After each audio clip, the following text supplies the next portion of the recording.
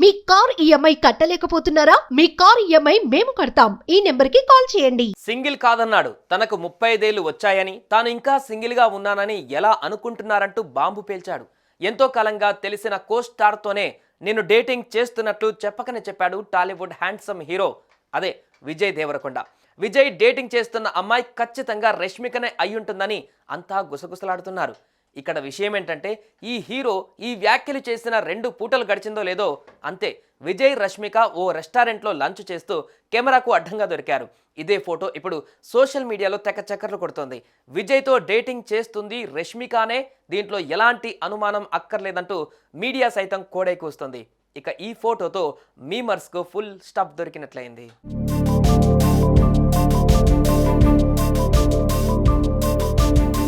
గీతా గోవిందం సినిమాలో విజయ్ రష్మిక కలిసి నటించారు. అప్పటి నుంచి వీరిద్దరి మధ్య మంచి బాండింగ్ ఏర్పడిందని తెలుస్తోంది. ఆ మూవీతోనే వీరు ప్రేమలో పడ్డారన్న ప్రచారం జోరుగా నడుస్తూనే ఉంది. నిన్నగాక మొన్న Vijay Sahiba music album promotion ఇంటర్వ్యూలో చేసిన వ్యాఖ్యలతో మెల్లగా హింట్ ఇచ్చాడో లేదో, తాజాగా ఓ రెస్టారెంట్లో రష్మికతో కలిసి లంచ్కు వెళ్లి అడ్డంగా దొరికాడు. దీంతో వీరి లవ్ డేటింగ్ పై మరోసారి చర్చ నడుస్తోంది. ఇన్నాళ్ళు సీక్రెట్ గా సాగిస్తున్న వీరి ప్రేమాయణం ఇన్ని రోజులకు తేట తెల్లమైందంటూ జోరుగా ప్రచారం జరుగుతోంది.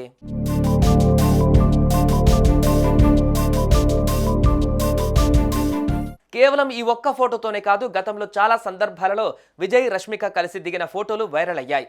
అది కూడా ఒకే లొకేషన్లో ఇద్దరు వేరువేరుగా ఫోటోలు దిగి ఆ ఫోటోలను తమ సోషల్ మీడియాలో పోస్ట్ చేయడంతో ఆ అనుమానం ఇంకాస్త బలపడింది. అప్పటి నుంచి విజయ్ రష్మిక డేటింగ్లో ఉన్నారంటూ సోషల్ మీడియాలో వార్తలు షికార్లు చేస్తూనే ఉన్నాయి. కానీ వీటిపై విజయ్ కానీ రష్మిక కానీ ఏనాడు కూడా స్పందించింది లేదు. ఒకవేళ రియాక్ట్ అయినా మీ మంచి ఫ్రెండ్స్ మాత్రమే అంటూ మీడియాకు చెప్పుకుంటూ వచ్చారు. ఎంతో కాలంగా తెలిసిన కో స్టార్తోనే నేను డేటింగ్ చేస్తున్నట్లు విజయ్ చెప్పిన 2-3 రోజులకే ఈ లవ్ బర్డ్స్ సీక్రెట్గా మళ్ళీ కలుసుకోవడంతో నెటిజన్స్ వీరిద్దరూ నిజంగానే లవ్లో ఉన్నారని స్పష్టంగా అర్థమవుతుందని అభిప్రాయపడుతున్నారు. మరి ఈ జంట వీరి ప్రేమను అఫీషియల్గా ఎప్పుడు ప్రకటిస్తారోనని ఫ్యాన్స్ ఎంతో ఆతృతగా ఎదురుచూస్తున్నారు.